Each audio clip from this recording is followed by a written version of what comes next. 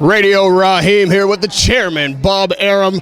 Manny Pacquiao returns to the ring after a very, very short retirement to face Jesse Vargas. And when I talk to you, usually we're talking about fighters and possible matchups, but it's a unique time in that there's some promoter news on the cusp here. Richard Schaefer returns to boxing after this, I guess you can call it an enforced hiatus from Golden Boy. And I'm curious, Bob, how you think that changes the promotion game, or does it impact the sport in any way? I don't know how to answer that question. You know, there's no bar to entry in the business, and so you know, he's certainly entitled to come back and promote. I mean, he had an agreement with Oscar that he couldn't promote for a period of time. I think that's expired. So fine, if you want to go into promotion business, you can go in also.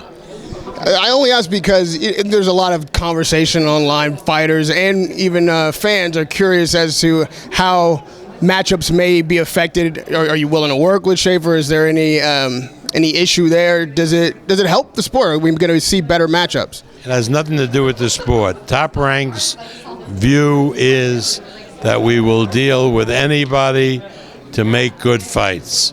And that means we would deal with Al Heyman, we'll deal with Lou DiBella, we'll deal with Palulu, we'll deal with Golden Boy, we'll deal with Schaefer.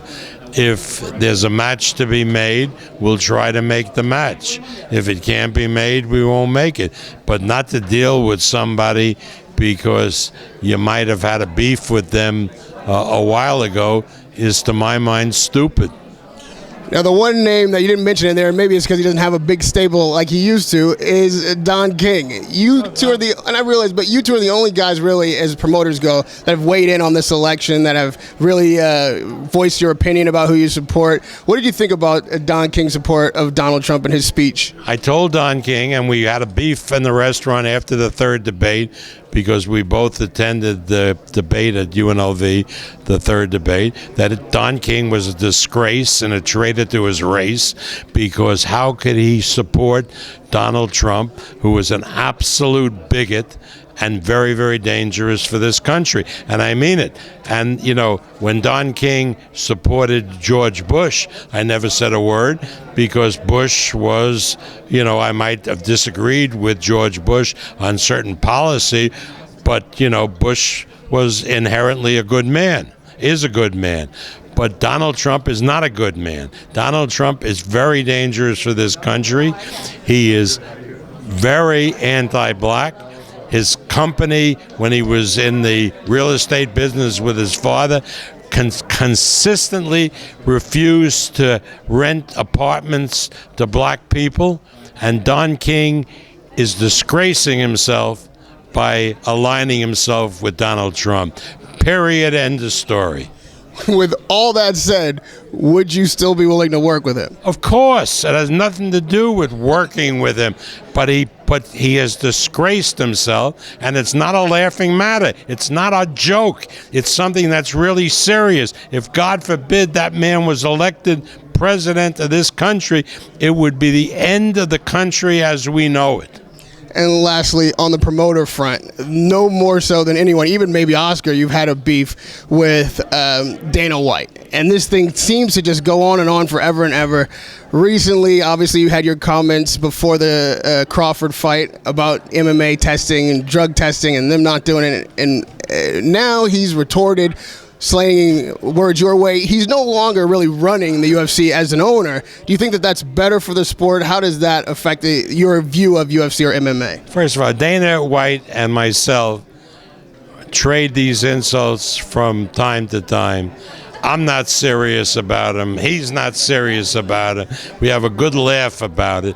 They're not in my business. MMA is a completely different business from the boxing business. I really believe that boxing is a much more global sport than MMA, and that boxing has always surpassed MMA, and will surpass it even more in the future.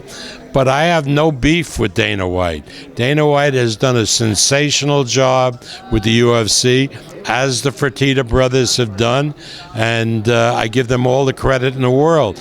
But they're not my competitors, and I just have a good time jerking Dana White's chain, and I'm sure he has an equally good time jerking mine.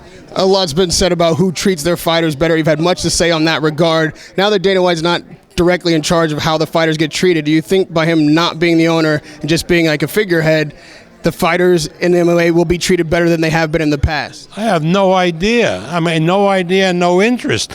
I don't like MMA. I don't like to watch MMA.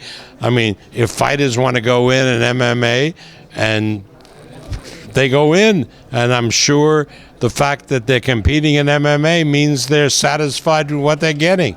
So, it's not my business. I mean, if somebody who works with McDonald's, are they getting compensated as they should? I suppose they are if they're working at McDonald's. I mean, it's none of my business. Let's finally turn to the fights in the ring, matchups happening, possibly being made. So much has been made of your comments talking about a possibility of Pacquiao and Triple G. It seems really overstated, and I want to get you on the record as officially what you meant by that, and is that really any kind of possibility you consider? That was a joke. Right. They were asking what is the toughest fight for Manny or something like that, and I was going to say Klitschko. I'd show it a joke, but Klitschko is no longer the heavyweight champion, so I switched to Golovkin. Of course we wouldn't make that fight. Manny Pacquiao is barely a 140-pounder. I mean, it's silly. And people who cover the sport should know when something is not serious. I mean, the idea of Pacquiao fighting Golovkin, I mean, a commission would step in and not allow it. It's ridiculous. I mean, and the fact that people couldn't take a joke, but see, they weren't on the call. See, so if they're not on the call, they can't see they can't hear the way I said it as a joke. So they read the transcript, and with the transcript, it looks like it's a serious comment, but it was never intended as anything serious. Bob, I so appreciate the time. This has just been a chance for you to get the record straight on all of these issues. Radio Raheem with the chairman, Bob Arum.